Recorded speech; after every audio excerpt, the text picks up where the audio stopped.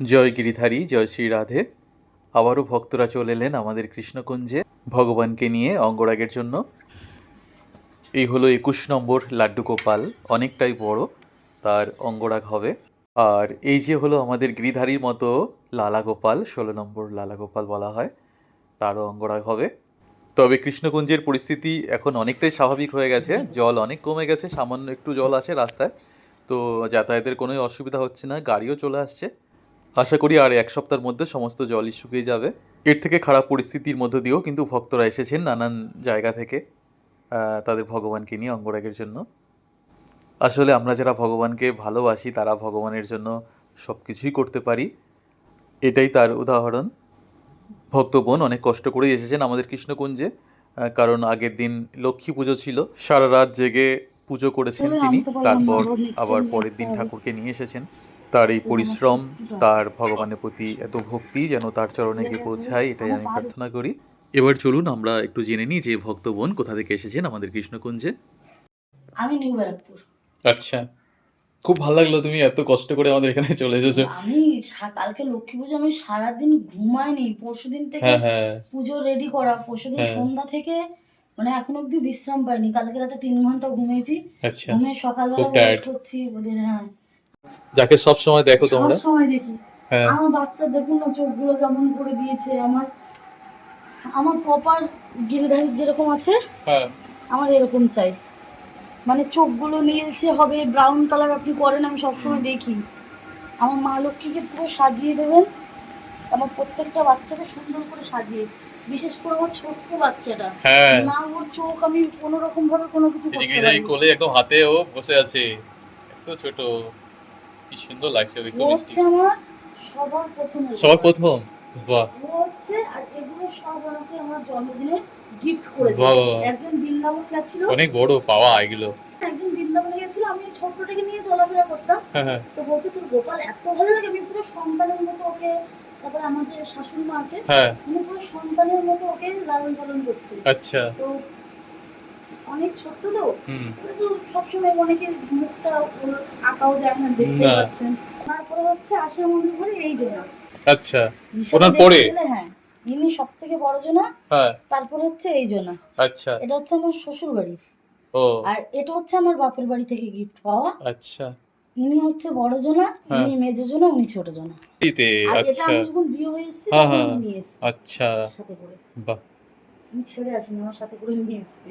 খুব সুন্দর, যে ভীষণ ভালো লাগলো যে তুমি ভগবানকে এত ভালোবাসো। ভগবান গিরিধারী মঙ্গল করুক তোমার।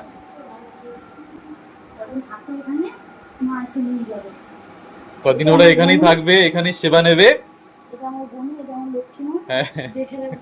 এখানে ভক্তবোন 5 জন গোপাল মা লক্ষ্মী এবং গণেশ মহারাজজিকে নিয়ে এসেছিলেন, সকলেরই হবে অঙ্গরাগ। তবে ভক্তবোন ভগবানের কিছু লীলা কথা আমাকে শুনিয়েছিলেন, যেটা আমি ক্যামেরাবন্দি না করে থাকতে পারিনি। চলুন আমরা সকলে মিলে একসঙ্গে শুনি ভগবানের লীলা কথা। যখন ওনারা আসে তখন আমি একটু অসুস্থ হয়ে যাই এবং আমি সেবা করতে দিতে পারবো না, যেহেতু নিয়ম কানুন জানি না। আমার বান্ধবী আছে মেদিনীপুরের মেয়ে, ও হচ্ছে ভগবান বলতে শুধু শিব ঠাকুরকে আর মা লক্ষ্মী ছাড়াও কোনো ভগবানকে মানে না। আচ্ছা, ওর কাছে ভগবান মানে বলে না। যেমন শিব মানে যে আমাদের শ্রাবণ মাসে পায়ে জুতো পরবে না, এর অনেক নিয়ম। শিব ঠাকুরকে ভীষণ মানে। আচ্ছা, ও না, ও আর আমি রুম শেয়ারে থাকি। আমি ওকে বললাম যে বাবু আমি তো অসুস্থ, নতুন এসছেন, উনি তখন 3 দিন কি 4 দিন এসছে, প্রাণ প্রতিষ্ঠা করে 3 দিন কি 4 দিন হয়েছে। আমি বললাম বাবু তুই একটু খেতে দিবি দুপুরবেলা। সেদিন আমার বাড়িতে মাংস রান্না হয়েছে, এই জন্য আমি আরো দেবো। আচ্ছা, আমি বললাম তাহলে তুই একটু দিয়ে দে, তুই স্নানটা করে এসছিস। বলছে না আমার প্রচন্ড ঘুম পাচ্ছে, আমি ঘুমাবো। তারপর দুপুরবেলা তো আমি বললাম ঠিক আছে একটু যাক, ভগবান ক্ষমা করে দেবে, আমি স্নান করি, মাথায় শ্যাম্পুটা করি, তারপরে আমি ভোগটা দেবো ওনাকে।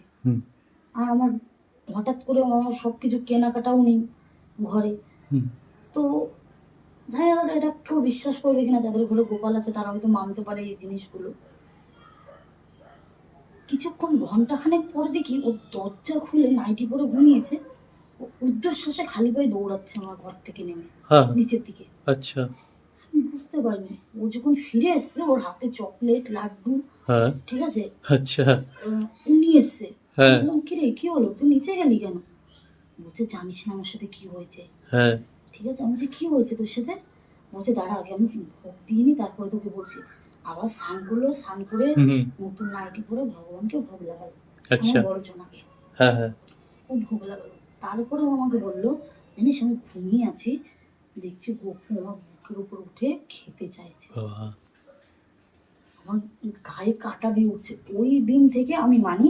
আর আরেকটা জিনিস হয়েছিল, এই মুখে ভাতের কিছুদিন পরে হ্যাঁ আমি চলে গেছিলাম পুরুলিয়াতে।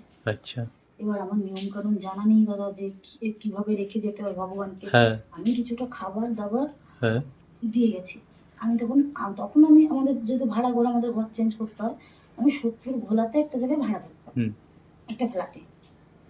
তো ওখানে ওনার মুখে ভাত ফাত সব ওইখানেই হয়েছে 6 মাসের মাথায়।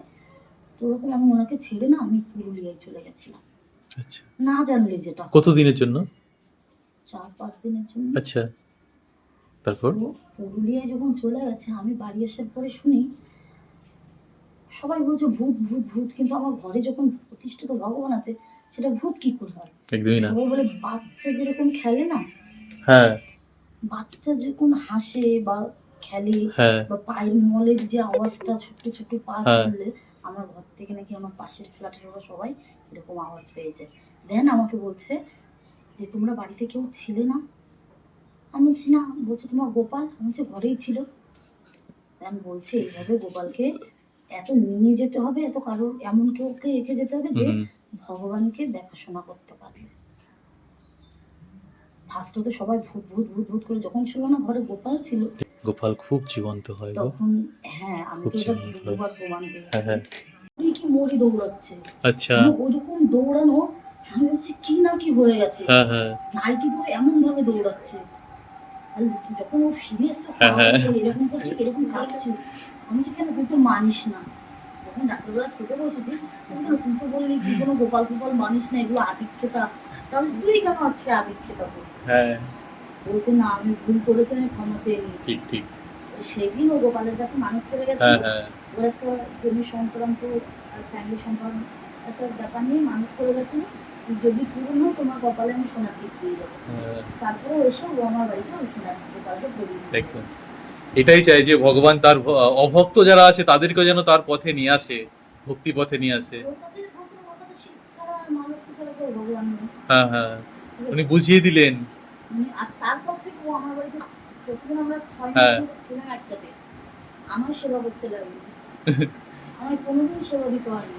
স্নান করানো, ভোরবেলা থেকে তুলে ঘুম থেকে তোলা, হ্যাঁ রাত্রেবেলা ঘুম পাড়ানো, পা টিপে দেওয়া, সমস্ত সবকিছু ওই করেছে। বাহ কি সুন্দর, তো দেখেও শান্তি।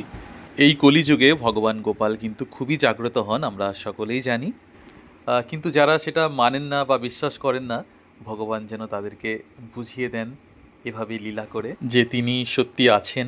আর যারা অভক্ত তাদের যেন তিনি তার ভক্ত করে তোলেন, এটাই আমরা চাই।